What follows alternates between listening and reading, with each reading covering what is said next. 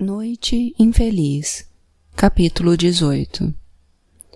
O sol tinha, enfim, aparecido acima da crista das colinas a leste, começando uma jornada ao longo da qual iria atingir o auge dos céus e então envelhecer e morrer em paz no oeste.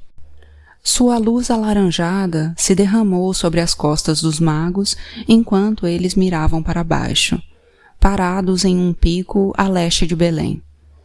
Dali, podiam ver algumas das ruas de paralelepípedos mais largas do centro da aldeia. Mas, muito embora essas ruas tivessem estado cheias e vivas com as atividades da vida diária, agora estavam súbita e estranhamente vazias.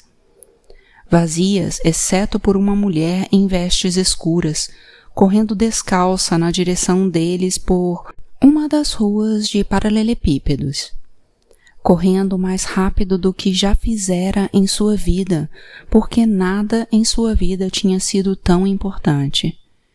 De onde estavam, Baltazar e os outros podiam ver o porquê.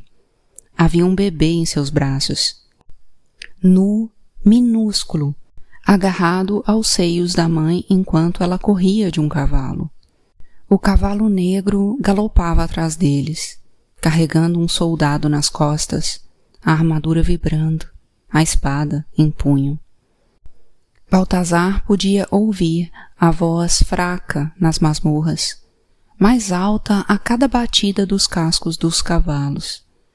Podia ouvir os gritos doentes de um rei obcecado pelo poder, um rei que havia condenado a própria esposa e os filhos à morte, que traíra seu próprio sangue.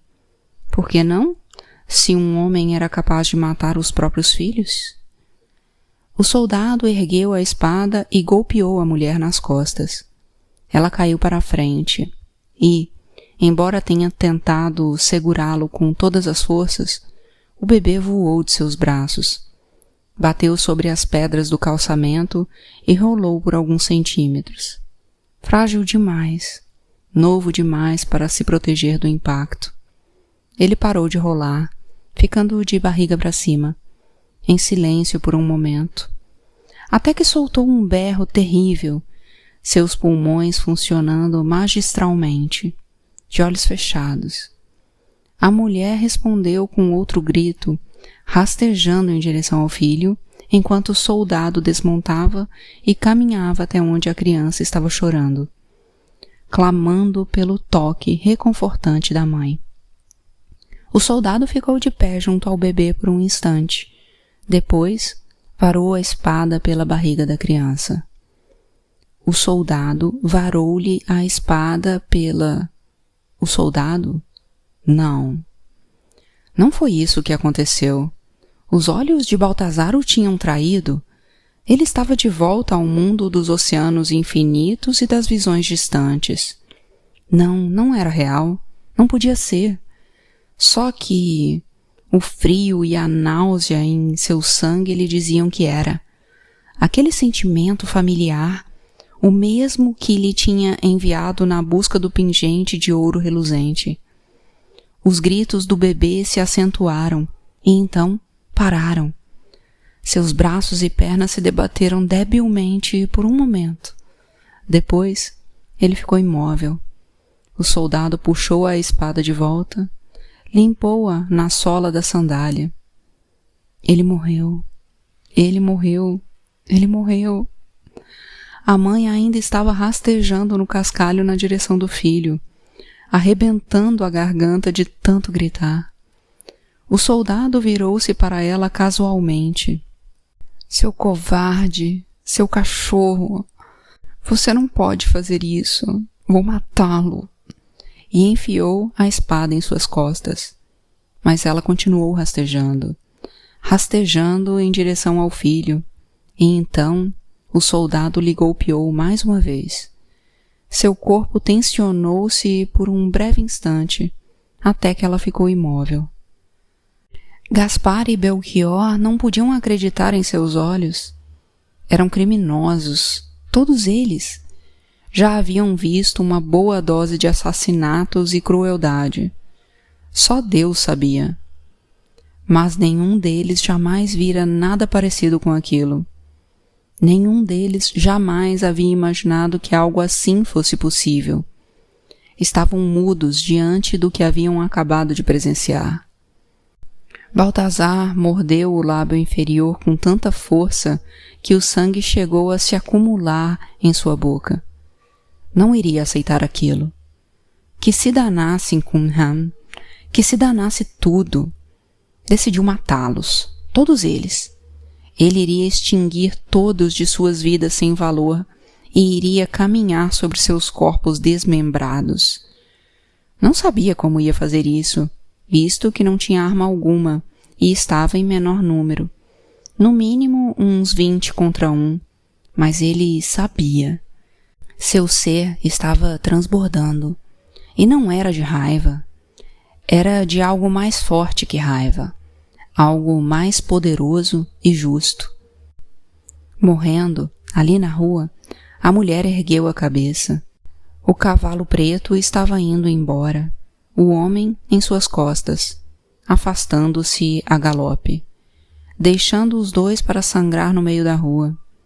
Ela ergueu a cabeça o máximo que pôde, determinada a olhar o filho mais uma vez antes de deixar essa vida.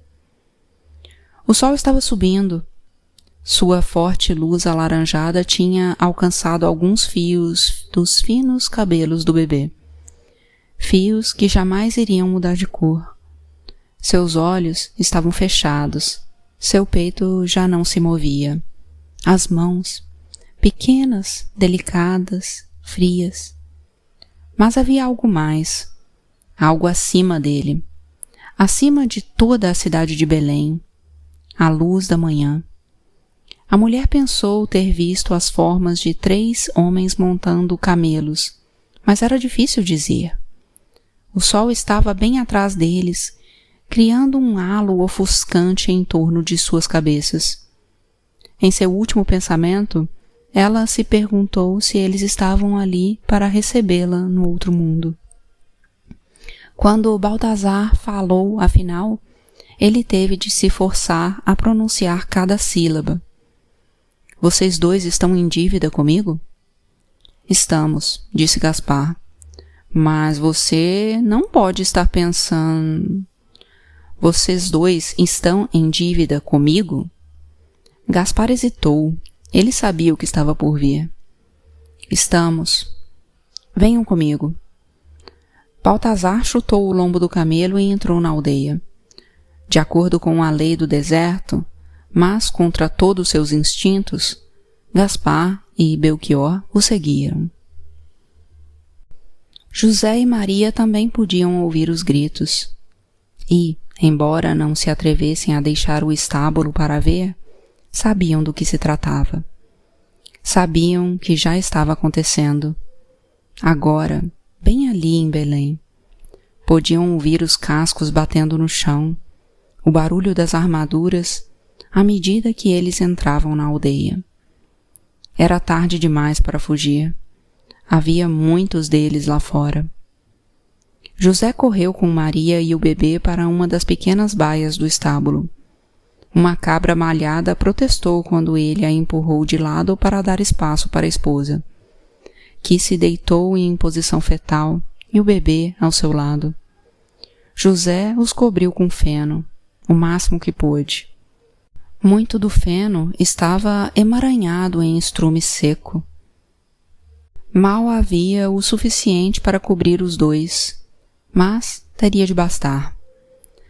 Depois de escondê-los o melhor que pôde, José fechou a porta da baia e tentou se portar como se estivesse à vontade, agarrando seu velho amigo tridente e fingindo limpar o estábulo. Se os soldados invadissem o local, veriam um homem trabalhando, nada mais. Deixariam-no em paz e continuariam a busca em outro lugar. Mas, se não o deixassem, se por algum motivo decidissem dar uma olhada ao redor, Deus me livre, ele poderia usar o tridente para ganhar um pouco mais de tempo para Maria. Ele esperou e rezou. Rezou para que os soldados nem perdessem tempo com o estábulo. Por que se dariam ao trabalho? Não fazia sentido? Estábulos são para animais, não para crianças. Ele rezou para que o pastor, que se apiedara deles e que lhes oferecera um lugar para ficar, não os entregasse. Mas, acima de tudo, José rezou para que o bebê não começasse a chorar. Até agora, curiosamente, ele havia permanecido feliz e tranquilo, mesmo coberto de feno e esterco. Um único soldado perseguia um garoto de 12 anos pelo calçamento de pedras próximo ao centro da vila, não para matá-lo, mas ao irmãozinho que ele carregava nos braços. O bebê que arrancara da mãe, sabendo que poderia correr mais rápido do que ela. E tivera razão ao fazê-lo. Ele foi mais rápido do que ela jamais poderia esperar ser, mas não mais rápido do que um homem montado num cavalo negro. O soldado desembainhou a espada, aproximando-se das costas do menino, sem saber que havia 3 homens montados em camelos perseguindo-o pela mesma rua, sem saber que o fantasma da Antioquia estava quase o alcançando, instigando o seu camelo com mais vontade do que já fizera em toda a sua vida. Com mais força até do que quando o esporeara aquele camelo malfadado pelo deserto da Judéia. Mais rápido, seu desgraçado. Gaspar e Belchior vinham cavalgando logo atrás. O camelo respondeu, galopando e chegando perto do cavalo negro. Perto o suficiente para ele atacar o cavaleiro com uma espada. Só que ele não tinha uma consigo. Então Baltazar se decidiu pela segunda melhor opção. Agarrou a parte de trás da gola do soldado e o arrancou de sua sela, jogando-o no calçamento, onde foi prontamente pisoteado pelos camelos de Gaspar e Belchior. Atropelá-lo não tinha sido sua intenção inicial. Simplesmente não conseguiram parar em tempo. Mas agora já o tinham feito, e puxaram as rédeas para dar meia volta e inspecionar os estragos. Baltazar parou seu camelo e observou o cavalo do soldado galopar por mais alguns metros, depois parar e sair trotando em círculo, sem saber o que fazer. E ficou vendo o garoto continuar a correr com o bebê nos braços, sem saber que a ameaça atrás de si havia desaparecido. Corra, menino, e só pare quando cair de cansaço.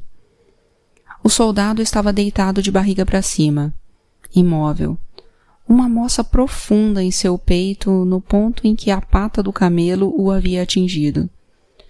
Era mais velho que a maioria dos homens de patente baixa como a sua, uma mecha cinzenta nas têmporas. Estava tossindo sangue, o que Baltazar presumia ser resultado de uma caixa torácica estilhaçada e órgãos dilacerados. Ótimo! Seu braço esquerdo tinha sido estraçalhado sob outra pata de camelo, e o antebraço completamente achatado. Inútil. Ele se contorcia, gemia. Ótimo! Espero que seja a pior dor que já sentiu na vida. Baltazar pulou de seu camelo e foi na direção dele. Andou calmamente, como o homem morto que era. Pisoteou no pulso do soldado, abaixou-se e pegou sua espada. Não era grande coisa, uma arma comum para um soldado de baixa patente no exército da Judéia, mas quebraria um galho. Baltazar manteve a ponta da espada encostada no pescoço do soldado. Por favor, disse o soldado, lutando para respirar. Não. Não o quê? Perguntou Baltazar, levando a mão à orelha. Não matar você? É isso que está tentando me dizer? Não me mate. O soldado estava soluçando. Baltazar quase sentiu vergonha por ele. E se você tivesse pegado aquele garoto com o bebê? teria tido a mesma compaixão por ele? Baltazar empurrou a espada até senti-la varando o pomo de Adão. O homem agarrou a lâmina com a mão direita, o sangue gotejando dos dois lados da espada. Ele tentou freneticamente arrancá-la de sua garganta, mas Baltazar apenas empurrou-a com mais força, torcendo-a, abrindo um buraco ainda maior. E o homem adquiriu aquele mesmo tom de pálido, aquela mesma máscara de medo, a mesma consciência terrível de que estava morrendo. Ótimo, pensou Baltazar. Espero que esteja com medo. Gaspar e Belchior tinham desmontado atrás dele, e agora observavam o soldado morrer deitado de costas. Seus membros se moveram debilmente, e então ficaram imóveis. Baltazar levantou o olhar do rosto do soldado moribundo, sua atenção desviada pelo tinido de uma armadura à distância. Ao erguer os olhos, viu 5 soldados emergindo de uma casa no outro extremo da rua, suas espadas manchadas de sangue, os gritos da mãe e do pai vindos lá de dentro. Estavam voltando para seus cavalos quando um deles avistou Baltazar de pé sobre o corpo de seu companheiro. Ao testemunharem tal tragédia, ele e seus 4 colegas chegaram à mesma conclusão a que Baltazar tinha chegado havia apenas alguns minutos. Isso não ficaria assim. Baltazar viu quando eles iniciaram seu ataque. Tão enfurecidos, tão concentrados em corrigir aquela injustiça que se esqueceram de levar os cavalos consigo. Se os magos montassem seus camelos agora, na certa escapariam. Mas Baltazar não tinha entrado em Belém para fugir. Ele tinha ido até ali para matar até o último deles, ou morrer tentando. Ele puxou a espada do pescoço do soldado agonizante e foi até o meio da rua, ao encontro deles. Os soldados da Judéia tinham todas as vantagens a seu lado. Estavam em maior número, protegidos por armaduras, mas Baltazar não queria nem saber. Iria continuar firme, iria abater todos eles. Me dê a espada, disse Belchior. Baltazar nem se mexeu, manteve os olhos fixos nos homens que se aproximavam. Pode deixar. Me dê a espada. Havia algo na voz de Belchior, uma característica especial. Aquelas palavras não tinham vindo do sujeito simplório que Baltazar conhecera no calabouço, ou o ser angelical e inofensivo que fizera barulhinhos e caretas engraçadas para o bebê quando deixaram o estábulo. Baltazar olhou para Gaspar. Ele está falando sério? Gaspar fez que sim com a cabeça. Dê a espada para ele, disse. Baltazar não sabia exatamente por que entregou a única espada que tinham para o menor e mais gordo membro do grupo. Mas ele o fez. De alguma forma, pareceu-lhe a coisa certa a fazer. Belchior pegou-a, girou-a de um lado para o outro, avaliando seu peso, e correu os dedos ao longo da lâmina, determinando a extensão de seu poder. Conversando com ela. Não era uma grande espada, mas seria o suficiente. Afinal, havia apenas 5 deles.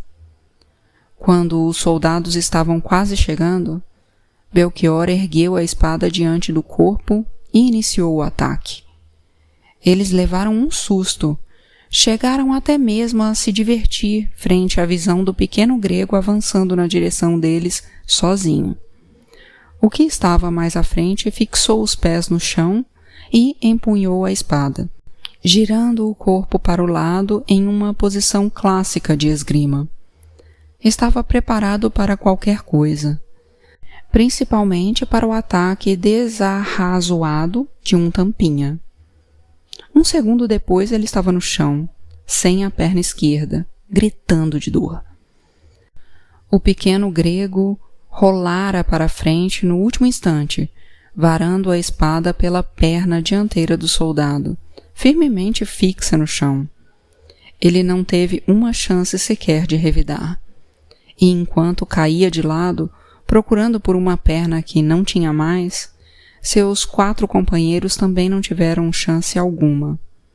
Um por um, Belchior foi girando e abrindo caminho através dos soldados, ceifando-os como se estivessem seguindo suas ordens, golpeando-os num momento em que ele queria que o golpeassem, deixando-se indefesos bem no instante em que ele estava pronto para atacar. O segundo soldado torceu o peito, preparando-se para um giro feroz, mas deixando a lateral do corpo momentaneamente exposta. Belchior enfiou a espada pela fresta entre a armadura frontal e a armadura traseira, a lâmina voltada para cima, varando os seus intestinos. A espada ainda estava na barriga do segundo soldado quando o terceiro avançou, mirando em sua cabeça. Usando a baixa estatura a seu favor, Belchior abaixou-se sob a lâmina, puxou a espada de volta e contra-atacou o adversário já desequilibrado, cortando sua garganta com tanta força que somente a coluna impediu a espada de sair do outro lado. O quarto e o quinto soldados atacaram juntos, mergulhando suas espadas sobre a cabeça de Belchior ao mesmo tempo. Belchior usou a própria espada para se proteger, e então fez algo incrivelmente estúpido. Algo que vai contra tudo o que qualquer um já aprendeu a respeito de esgrima. Caiu de joelhos, como se estivesse rezando. Os soldados continuaram a golpear, mas suas investidas tornaram-se diferentes, mais fracas, desajeitadas. E só então Baltazar entendeu a genialidade do que Belchior tinha feito. Suas armaduras constituíram-se de grandes peitorais de aço para proteger seus órgãos, placas que iam do pescoço até a cintura. E, embora fossem ótimas para resguardar seus corpos de um ataque na vertical, tornaram muito mais difícil se curvar para frente, enfraquecendo qualquer golpe que tentassem dar abaixo da cintura. Bastava que Belchior continuasse bloqueando seus golpes desengonçados e esperasse que um deles cometesse um erro. Foi exatamente o que o quarto soldado fez, inclinando-se muito para frente e caindo de cara no chão, à esquerda de Belchior. Um segundo depois, ele pagou por seu erro com a vida, pois Belchior enfiou a espada na sua nuca, cortando o tronco encefálico. Agora era homem contra homem. O último soldado não era um espadachim tão inútil quanto seus companheiros, mas também não era muito bom. Depois de se tornar o único homem dos 5 que conseguiu tocar o corpo de Belchior, presenteando-lhe com um arranhão no ombro, ele preparou sua investida final, mergulhando para a frente. Mas sua espada estava muito longe do corpo, suas pernas muito abertas. Belchior arrancou a espada de suas mãos e golpeou-o com a própria. O quinto soldado ergueu os braços em uma tentativa de bloquear o golpe. Mas a espada de Belchior simplesmente transpassou sua mão esquerda, furando seu rosto um momento antes de a ponta da lâmina se alojar em seu cérebro. Belchior manteve-a lá até sentir o peso do soldado morto pendendo no ar, e então puxou-a de volta, deixando o corpo inútil cair no chão. Agora era a vez de Baltazar ficar sem palavras. O pequeno grego era o melhor espadachim que já tinha visto. Mais rápido e mais poderoso que qualquer outro homem poderia sonhar em ser. Não havia dúvida. Criminosos eram uma raça que gostava de se gabar, mas aquilo não havia sido ostentação. Era a mais pura verdade. Eu falei, disse Gaspar, o melhor do império. Havia um segundo, 5 soldados erguiam na direção deles.